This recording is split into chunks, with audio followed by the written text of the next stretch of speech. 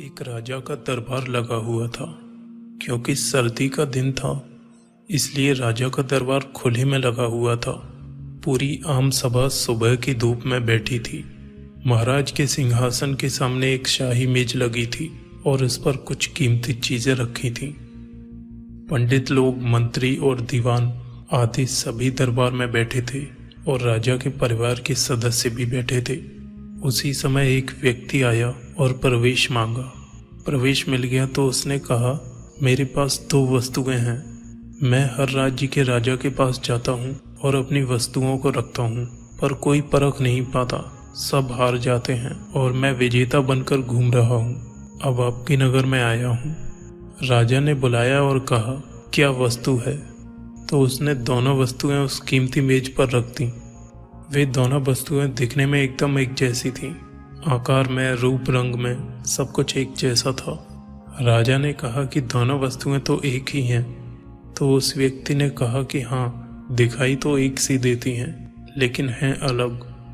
इनमें से एक बहुत कीमती हीरा है और एक है कांच का टुकड़ा, लेकिन दिखने में दोनों ही एक से हैं।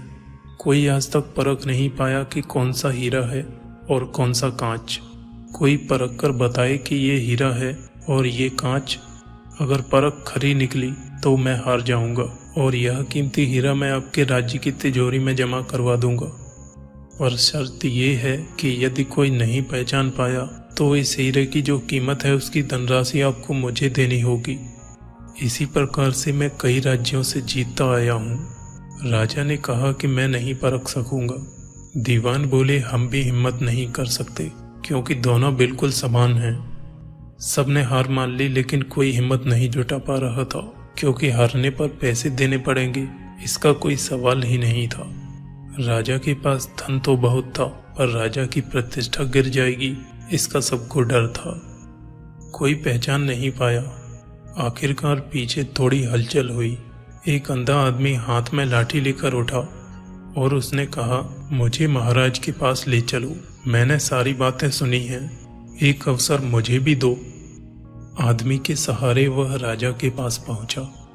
उसने राजा से प्रार्थना की, मैं तो जन्म से अंधा हूँ, फिर भी मुझे एक अवसर दिया जाना चाहिए, जिससे मैं एक बार अपनी बुद्धि को परख सकूं और हो सकता है कि सफल भी हो जाऊं। यदि सफल ना भी हुआ तो वैसे भी आप तो हारे ही हैं। राजा को लगा कि इसे अवसर देने में क्या हर्ज है। राजा ने कहा कि ठीक है, और उसके बाद उस अंधे आदमी ने दोनों चीजों को छुआ और पूछा गया, इसमें कौन सा हीरा है और कौन सा कांच? यही तुम्हें परखना है। कथा कहती है कि उस आदमी ने एक क्षण में कह दिया कि यह हीरा है और यह कांच। जो आदमी इतने राज्यों को जीतकर आया था वह नतमस्तक हो गया और बोला, सही है, आपने पहचान लिया। अपने वचन के मुताबिक यह हीरा मैं आपके राज्य की तिजोरी में दे रहा हूँ। सब लोग बहुत खुश हुए और जो आदमी आया था वह भी बहुत खुश हुआ कि कम से कम कोई तो मिला परखने वाला। उस आदमी, राजा और अन्य सभी लोगों ने उस अंधे आदमी से एक ही जिज्ञासा जताई कि तुमने ये कैसे पहचाना कि ये हीरा है और ये कांच? उस अंधे आदमी ने कहा, सीधी सी बात है मालिक, धूप में हम सभी बैठे हैं, मैंने दोनों को छुआ। जो ठंडा रहा वह हीरा और जो गर्म हो गया वह कांच। दोस्तों, जीवन में भी यही देखना, जो बात बात पर गुस्सा हो जाते हैं या उलझ जाते हैं वो व्यक्ति कांच हैं, और जो विपरीत परिस्थितियों में भी ठंडे रहते हैं वही व्यक्ति हीरा होते हैं। दोस्तों, आपको आज की ये कहानी कैसी लगी हमें ज़रूर बताएं। सब्सक्राइब कीजिए हमारे YouTube चैनल को और दबाइए इस घंटे को, ताकि आगे की वीडियोस आप मिस ना करें। ये बिल्कुल फ्री है।